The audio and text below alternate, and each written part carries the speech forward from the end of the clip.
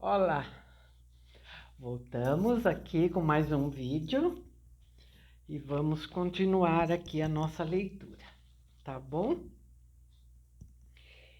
Hoje começamos pelo capítulo 132. Chama-se Que Não É Sério. Citando o dito da rainha de Navarra, ocorre-me que entre o nosso povo, quando uma pessoa vê outra pessoa arrufada, costuma perguntar-lhe: Gentes, quem matou seus cachorrinhos? Como se dissesse: quem lhe levou os amores, as aventuras secretas, etc. Mas este capítulo não é sério. 133. O princípio de Helvétius. É um filósofo francês que fazia apologia ao sensualismo universal.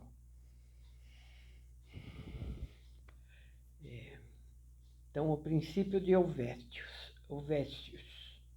Estávamos no ponto em que o oficial da Marinha me arrancou a confissão dos amores de Virgília. E aqui emendo eu o princípio de Helvétius, ou, por outra, explico-o. O meu interesse era calar. Confirmar a suspeita de uma coisa antiga fora provocar algum ódio sopitado, dar origem a um escândalo, quando menos adquirir a reputação de indiscreto. Era esse o interesse. E entendendo-se o princípio de Helvétius de um modo superficial, isso é o que devia ter feito. Mas eu já dei o motivo da indiscrição masculina. Antes daquele interesse de segurança, havia outro, o do desvanecimento, que é mais íntimo, mais imediato. O primeiro era reflexivo, supunha um silogismo anterior. O segundo era espontâneo, instintivo, vinha das entranhas do sujeito. Finalmente, o primeiro tinha o efeito remoto, o segundo, próximo. Conclusão: o princípio de Helvétius é verdadeiro no meu caso. A diferença é que não era o interesse aparente, mas o recôndito. 134. 50 anos.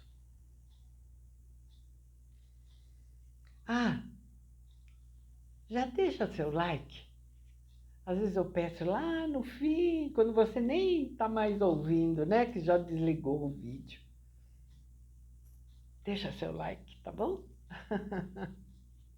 Obrigada. Então, 134.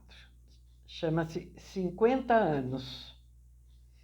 Não lhes disse ainda, mas digo-o agora, que quando Virgília descia a escada e o oficial de marinha me tocava no ombro, tinha eu 50 anos. Era, portanto, a minha vida que descia pela escada abaixo. Ou a melhor parte, ao menos uma parte cheia de prazeres, de agitações, de sustos, capeada de dissimulação e duplicidade. Mas, enfim, a melhor, se devemos falar a linguagem usual. Se, porém, empregarmos outra, mais sublime, a melhor parte foi a restante, como eu terei a honra de lhes dizer nas poucas páginas desse livro. 50 anos. Não era preciso confessá-lo. Já se vai sentindo que o meu estilo não é tão lesto como nos primeiros dias. Naquela ocasião, cessado o diálogo com o oficial de marinha, que enfiou a capa e saiu, confesso que fiquei um pouco triste. Voltei à sala. Lembro-me dançar uma polca, embriagar-me das luzes, das flores, dos cristais, dos olhos bonitos e do burburinho surdo e ligeiro das conversas particulares. E não me arrependo, remocei. Mas meia hora depois, quando me retirei do baile, às 4 da manhã, o que é que fui achar no fundo do carro? Os meus 50 anos. Lá estavam eles, os teimosos, não tolhidos de frio nem reumáticos, mas cochilando a sua fadiga, um pouco cobiçosos de cama e de repouso. Então, e vejam até que ponto pode ir a imaginação de um homem com sono. Então, pareceu-me ouvir de um morcego encarapitado no tejadilho: Senhor Brás Cubas, a rejuvenescência estava na sala, nos cristais, nas luzes, nas sedas, enfim, nos outros. 135. Oblivion, que quer dizer esquecimento em latim. E agora sinto que, se alguma dama tem seguido estas páginas, fecha o livro e não lê as restantes. Para ela, extinguiu-se o interesse da minha vida, que era o amor. 50 anos. Não é ainda a invalidez, mas já não é a frescura. Venham mais 10 e eu entenderei o que um inglês dizia. Entenderei que coisa é não achar já quem se lembre de meus pais e de que modo me há de encarar o próprio esquecimento. Vai em versaletes este nome, Oblivion. Justo é que se deem todas as honras a um personagem tão desprezado e tão digno, conviva da última hora, mas certo. Sabe-o a dama que luziu na aurora do atual reinado, e mais dolorosamente a que ostentou suas graças em flor sob o Ministério Paraná, porque esta acha-se mais perto do triunfo e sente já que outras lhe tomaram o carro. Então, se é digna de si mesma, não teima em espertar a lembrança morta ou expirante. Não busca no olhar de hoje a mesma saudação do olhar de ontem, quando eram outros os que encetavam a marcha da vida, de alma alegre e pé veloz. Tempora mutantur. Os tempos mudam. Compreende que este turbilhão é a si mesmo. Leva as folhas do mato e os farrapos do caminho, sem exceção nem piedade. E se tiver um pouco de filosofia, não inveja, mas lastima as que lhe tomaram o carro, porque também elas hão de ser apeadas pelo estribeiro. Oblivion, espetáculo cujo fim é divertir o planeta Saturno, que anda muito aborrecido.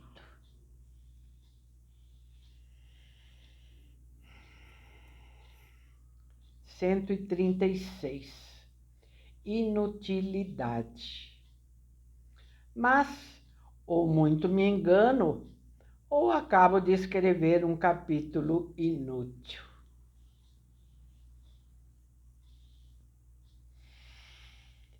137. A barretina. E daí, não. Ele resume as reflexões que fiz no dia seguinte ao Quincas Borba, acrescentando que me sentia acabrunhado e mil outras coisas tristes. Mas esse filósofo, com o elevado tino de que dispunha, bradou-me que eu ia escorregando na ladeira fatal da melancolia. Meu caro Brás Cubas, não te deixes vencer desses vapores. Que diacho! É preciso ser homem, ser forte, lutar, vencer, brilhar, influir, dominar.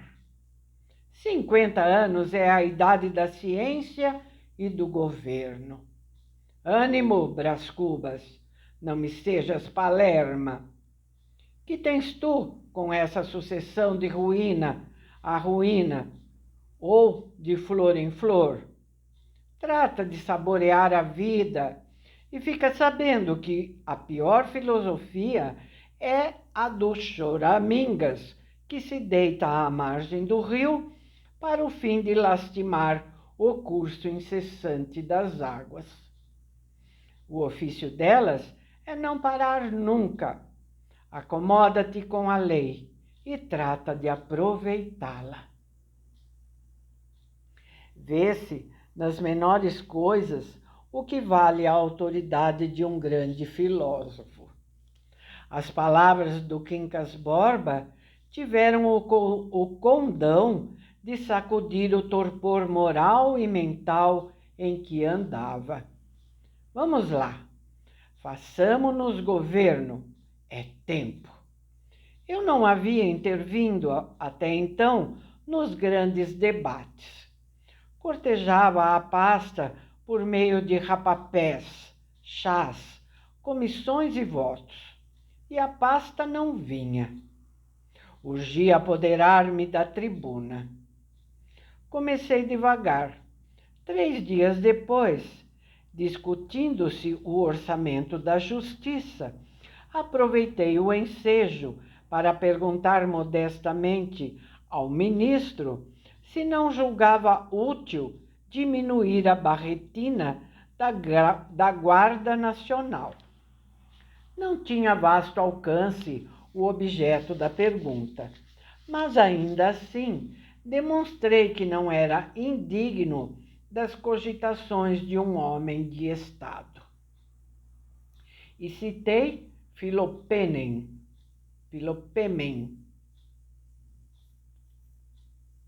um general grego, Filopêmen, que ordenou a substituição dos broquéis de suas tropas, que eram pequenos, por outros maiores, e bem assim as lanças, que eram demasiado leves. Fato que a história não achou que desmentisse a gravidade de suas páginas.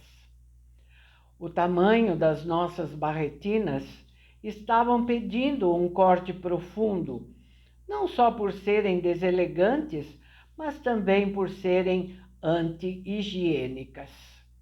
Nas paradas ao sol, o excesso do calor produzido por elas podia ser fatal. Sendo certo que um dos preceitos de Hipócrates era trazer a cabeça fresca.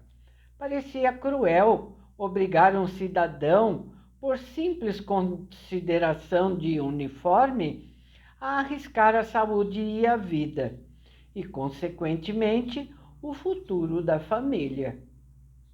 A Câmara e o governo deviam lembrar-se que a Guarda Nacional era o anteparo da liberdade e da independência, e que o cidadão, chamado a um serviço gratuito, frequente e penoso, tinha direito a que se lhe diminuísse o ônus, decretando um uniforme leve e maneiro.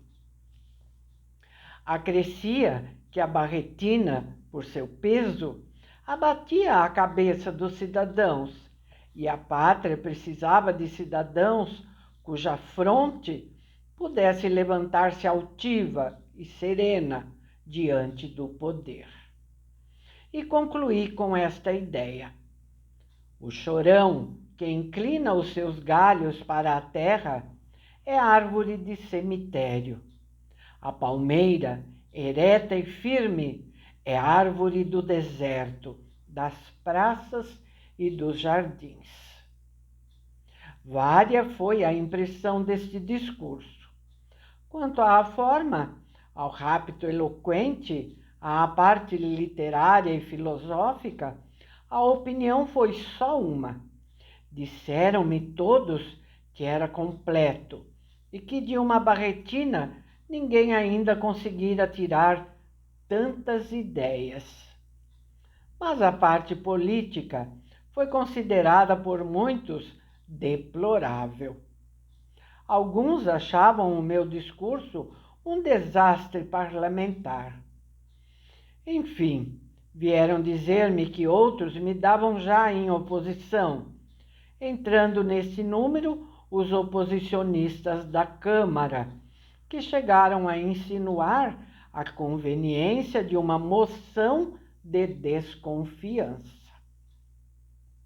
Repeli energicamente tal interpretação, que não era só errônea, mas caluniosa, à vista da notoriedade com que eu sustentava o gabinete. Acrescentei que a necessidade de diminuir a barretina não era tamanha que não pudesse esperar alguns anos, e que, em todo caso, eu transigiria na extensão do corte, contentando-me com 3/4 de polegada ou menos.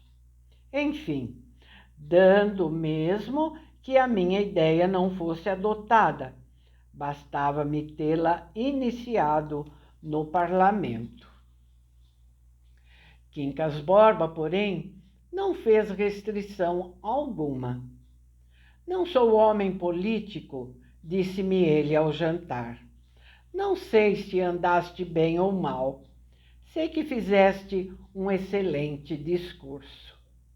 E então notou as partes mais salientes, as belas imagens, os argumentos fortes, com esse comedimento de louvor que tão bem fica a um grande filósofo.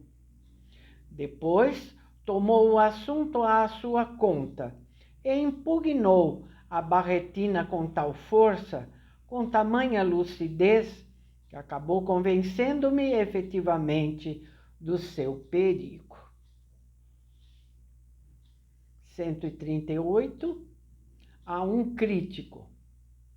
Meu caro crítico, algumas páginas atrás, dizendo eu que tinha 50 anos, acrescentei, abre aspas, já se vai sentindo que o meu estilo não é tão lento como nos primeiros, tão lesto como nos primeiros dias.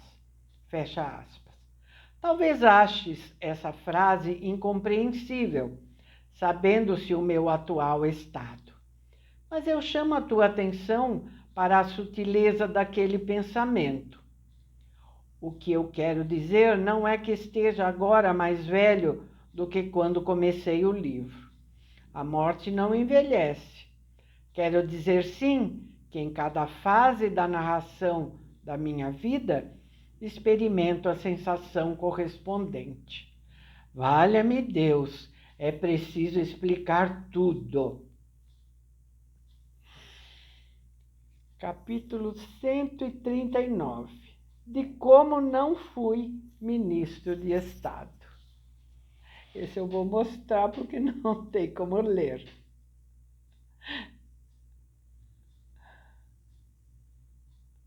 Esse é o capítulo 139. Bom, ficamos por aqui, tá bom? Com esse capítulo tão inusitado. Tá bem? Voltamos então no próximo vídeo, tá? Fiquem com o meu abraço e até lá.